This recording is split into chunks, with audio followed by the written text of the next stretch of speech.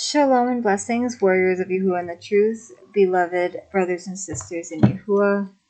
I love you all so much. Thank you for joining me again. If you're new to the channel, welcome. And I am glad to call you my mishpacha, my family. Okay, so if you haven't already, like, subscribe, share, so that this content can get to everyone that you can think of, because it's very important knowledge for people to know. Also, I have a donation link down in the description box for my ministry. It also helps with like spontaneous bills that end up popping up out of nowhere, like the landlord's crazy fee that he's trying to charge. At first, he was trying to charge it for having our service dogs here. And then I said, you can't charge for service dogs. And he said, oh, it's a non-refundable cleaning fee. So it was a pretty insane thing. And he was threatening to evict us that night if I didn't make my husband and my dogs leave, or our dogs leave. And I explained the whole thing to him. And I said, we talked about this months ago. I didn't realize it was 11 months ago, mind you. But I guess it took that long for me to get my husband to realize we needed to move into the bigger house. Even Roscoe is more comfortable here, and he gets so happy and joyful. He runs back and forth in the living room because he has so much space to run. And I've had this place for about 8 years. And the dining room's back there, and then the kitchen is on the other side over there. We also have an attic that we had to fill with with our baby's old toys and furniture and stuff, and the whole attic is filled to the brim. So we definitely have to have a garage sale this summer, and then donate the rest of it to the Gabriel Project for expecting mothers. Okay, so we are continuing on today with I tried to speed talk through with the introduction, because my introductions have started to be like 4 or 5 minutes long, and I don't want to do that to you guys. I apologize. But we are going to be continuing on with a lesson from BYNV, Natsarim Version Scriptures. I highly recommend this book to anyone that does not want to see LORD, GOD, or JESUS in the Scriptures. And you can find this at TorahZone.net. Okay, so we are on Barashith, Genesis 37. And Yaakov dwelt in the land of his father's sojournings, in the land of Canaan. This is the genealogy of Yaakov. Yosef, being 17 years old, was feeding the flock with his brothers, and the young man was with the sons of Bilhah and the sons of Zilpah, his father's wives, or Ashaz. And Yosef brought an evil report of them to his father. And Yasharal loved Yosef more than all his children, because he was the son of his old age. And he made him a colorful tunic. But when his brothers saw that their father loved him more than all his brothers, they hated him, and were not able to speak peaceably to him. And Yosef dreamed a dream and told it to his brothers, so they hated him even more. And he said to them, please listen to this dream which I have dreamed. See, we were binding sheaves in the midst of the field, and see, my sheaf rose up and also stood up, and see, your sheaves stood out all around and bowed down to my sheaf. And his brothers said to him, shall you indeed reign over us? Shall you indeed rule over us? So they hated him even more for his dreams and for his words. And he dreamed still another dream, and related it to his brothers, and said, see, I have dreamed another dream, and see, the sun and the moon and the 11 stars bowed down to me. And he related it to his father and his brothers. And his father rebuked him, and said to him, what is this dream that you have dreamed? Shall we, your mother and I, and your brothers, indeed come to bow down to the Eretz before you? And his brothers envied him. But his father guarded the word, and his brothers went to feed their father's flock in Shechem. And Yasharal said to Yosef, are not your brothers feeding the flock in Shechem? Come, I send you to them. So he said to him, here I am. And he said to him, please go and see if it is well with your brothers, and well with the sheep, and bring back word to me. So he sent him out of the valley of Hebron, And he went to Shechem, and a certain man found him, and see, he was wandering in the field. And the man asked him, saying, What do you seek? And he said, I am seeking my brothers. Please inform me where they are feeding their sheep. And the man said, They have left here, for I heard them say, Let us go towards Dothan. So Yusuf went after his brothers and found them in Dothan. And they saw him from a distance, and before he came near them, they plotted against him to kill him. And they said to each other, See, this master of dreams is coming. Now then, come and let us now kill him and throw him into some pit, and shall say, Some wild beasts have devoured him. Let us then see what comes of his dreams. But Reuben heard and rescued him from their hands, and said, Let us not take his life. And Reuben said to them, Shed no blood. Throw him into this pit which is in the wilderness, and do not lay a hand on him, in order to rescue him out of their hands and bring him back to his father.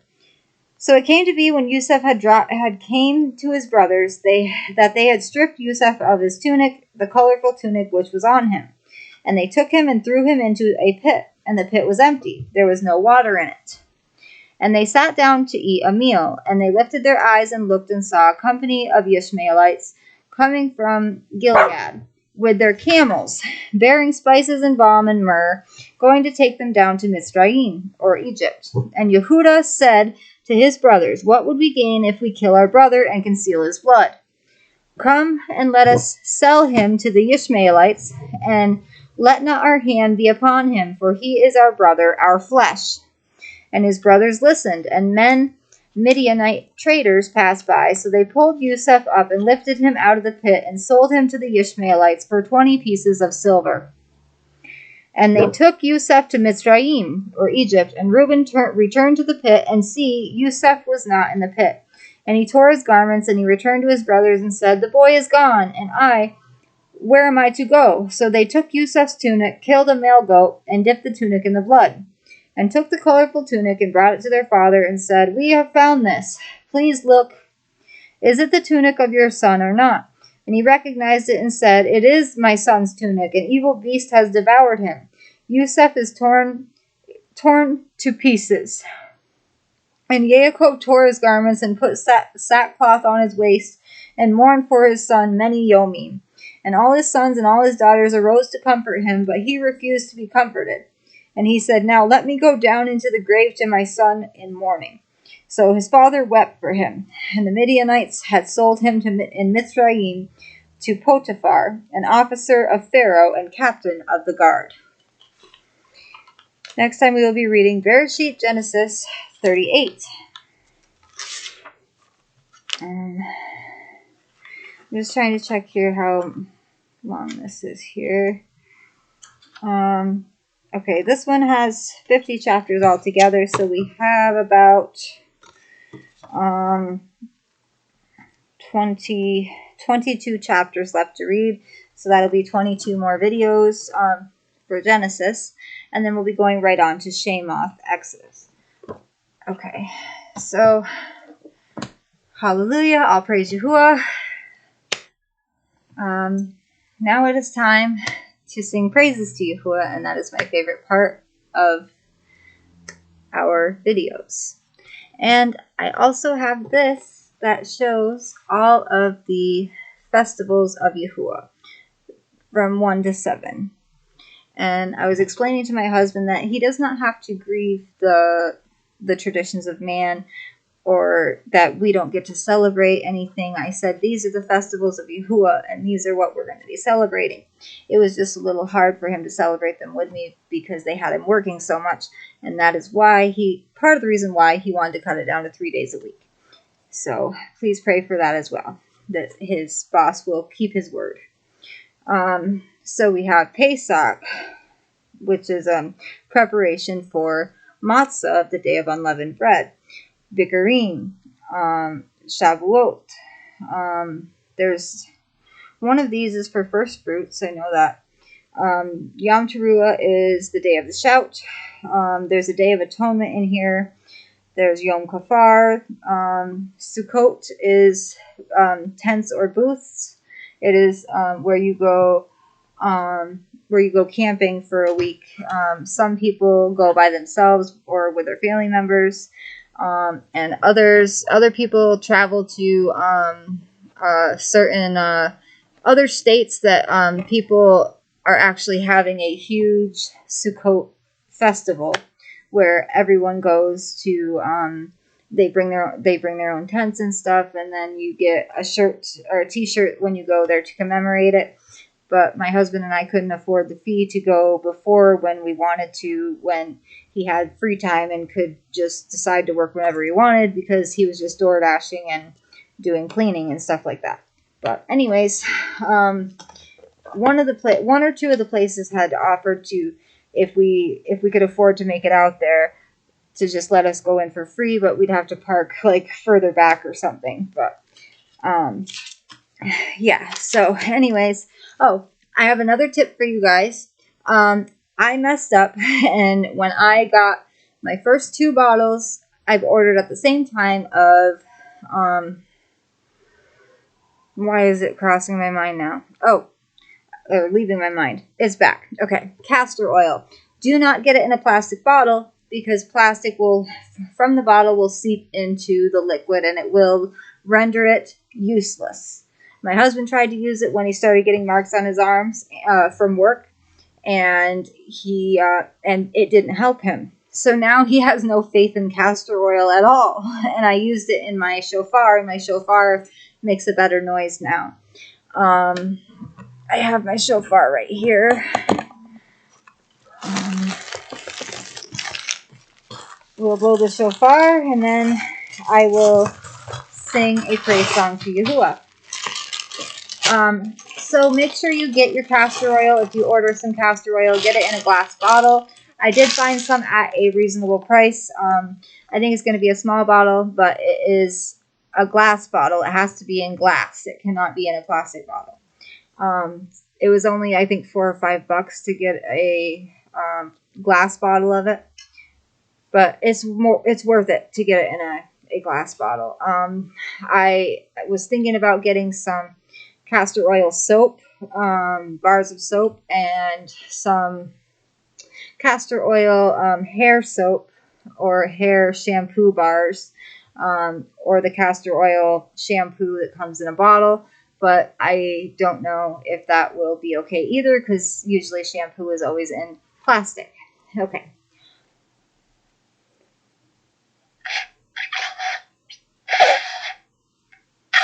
Sorry.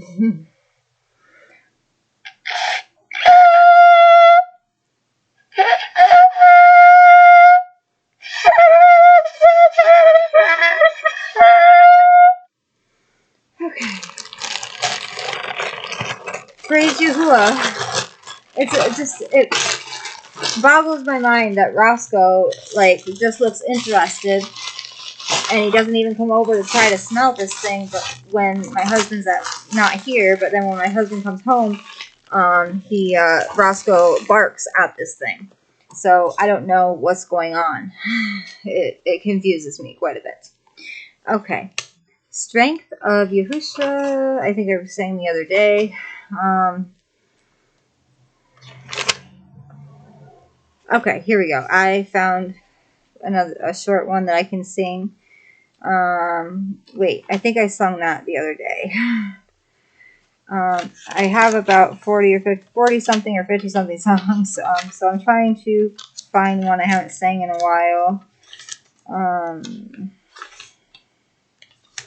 Okay, Yahuah Rapha, my healer.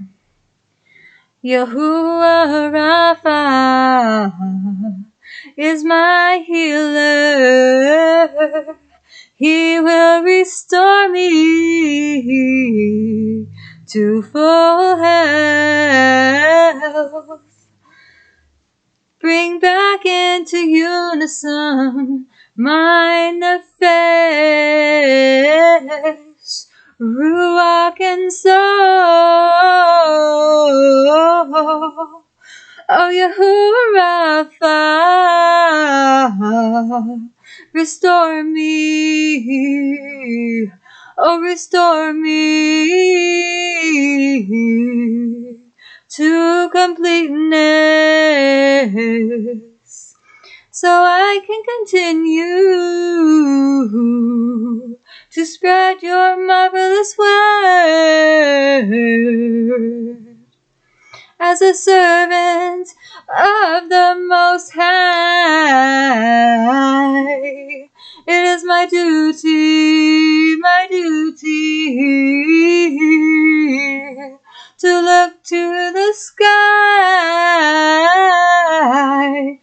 open eyes to the truth, spread the good news, fill the world with love, joy, and shalom. Restore me, Yahuah Rapha, completely,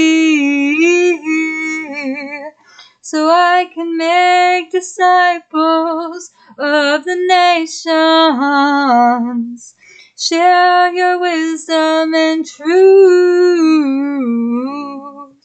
and awaken the rest of the chosen ones. All my emunah is in you, Abba Yahuah. Hallelujah.